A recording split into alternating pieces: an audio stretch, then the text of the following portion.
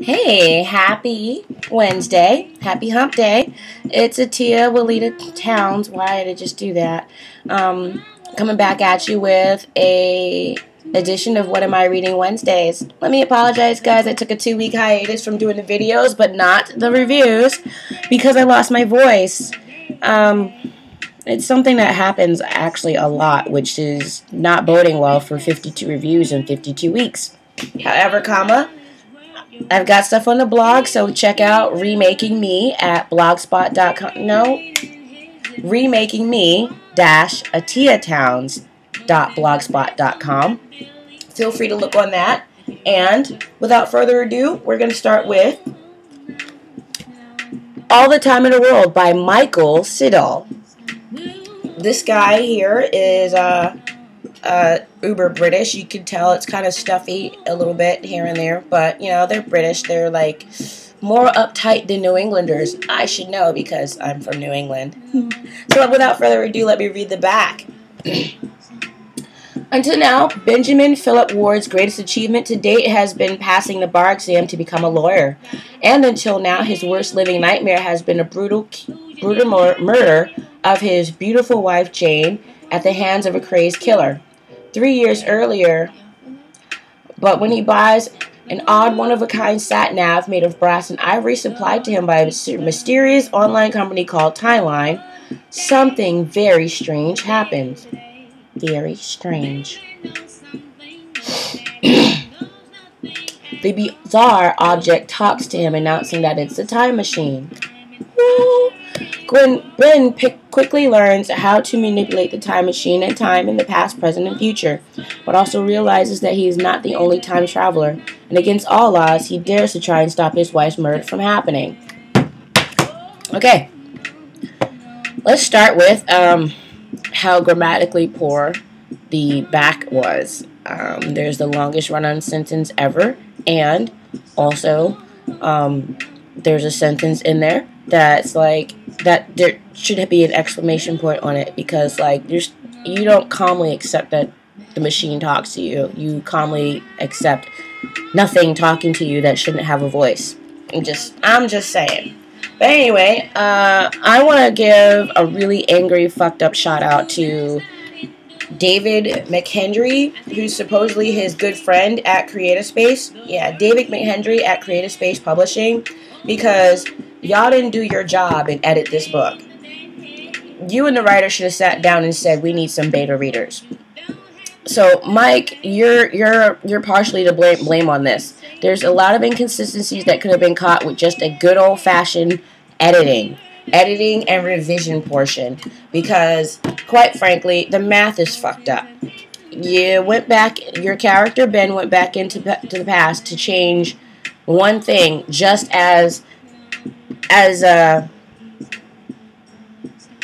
experiment with, oh wow, this is a time machine, I can change a lot of stuff, so let me go change something in my life first before I go affect somebody else's. And you put yourself at 1982, 20 years old, with your wife and your kids, and she dies, if I'm doing the math correctly, in 2008, because this book is published this year and obviously written last year. And that means from 1982 to 2008 gives you 26 years together. That's cool, right? If it gives you 26 years together and you have a child that was already born in 1982, they were old enough to go to a boxing match, that means that you shouldn't have any children in school. Them kids are over 30. Why are they still in school? Unless, you know, they did like everybody else in this jackass suck economy and just was like, dude, I gotta move back home. But you shouldn't be picking them up from school. Inconsistency number one. I was following that one from the beginning of the story. Second inconsistency. Your character goes back in time to prevent the sinking of the Titanic. You know, which I'm sure a lot of people would love to prevent the sinking of the Titanic. Now, here's the problem with that. Your character gave his diary to the captain of the RMS Titanic. And then on page 126, chapter 13, just quite some time after the Titanic didn't sink, you have your diary again. Is this a new diary or is it the same diary? I would love to know that. I really would. Also, your back of the book says that there's another time traveler. Technically, that's not wrong. It's not wrong, technically. But the other time traveler does not have a name. It is a being. It is an artificial being for those who actually want to read this story and figure out who the other time traveler is. And does the other time traveler have any malicious intent? We don't know. Get to the damn end of the book and still don't know what is the intent of this other being. For Christ's sakes, man, get it together. Next book that you publish, make sure it's read by other people, because this is so poorly done that it ruins, absolutely ruins the story. Literally ruins the story. It's like you made a precious vase and then threw it in a cardboard box without any packing. No peanuts, no plastic, no air bubbles, no bubble wrapping, no straw, nothing to protect this box in transit. I'm so serious. So poorly done. I am so angry that this beautiful, absolutely beautiful story is ruined by something so simple as editing.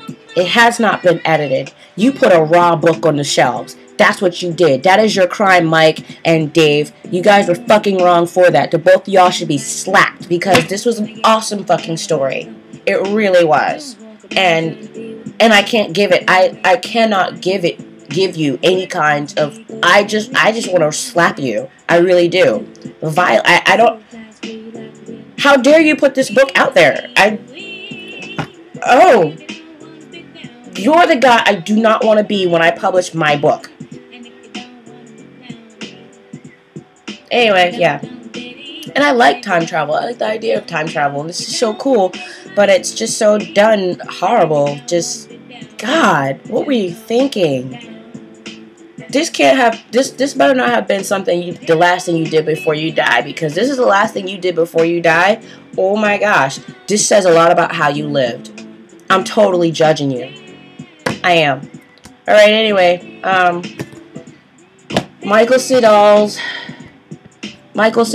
All the Time in the World, A Time Traveler's Tale. I can't even smile when I say this.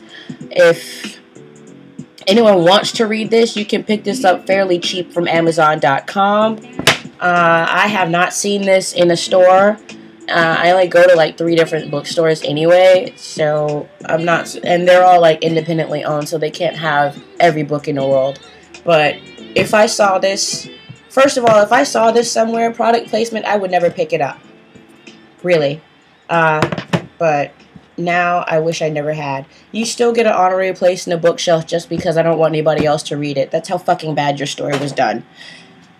Awesome concept, horrible story. I hope you've learned your lesson. Anyway, come back next week for another edition of What Am I Reading Wednesday. We're going with vampires again because vampires are cool. And someone's always going to want to beta read a vampire story. I'll tell you that right now. Alright, my all 23 fans of my blog and other stuff that I do for free, mind you. If you have a book you want me to review, get it to me. Send me an email. atiya.townes@gmail.com, or leave a comment on the blog. What Am I Reading Wednesdays? Remaking Me, www.remakingme-atiyatowns.blogspot.com. Always say, read a book, bitches. Hopefully it's better than that piece of shit. I'm so mad about how good the story was and how bad it was presented. Okay, kids, presentation is everything. If you want to write a book, write it. Make sure it's done well. Over and out.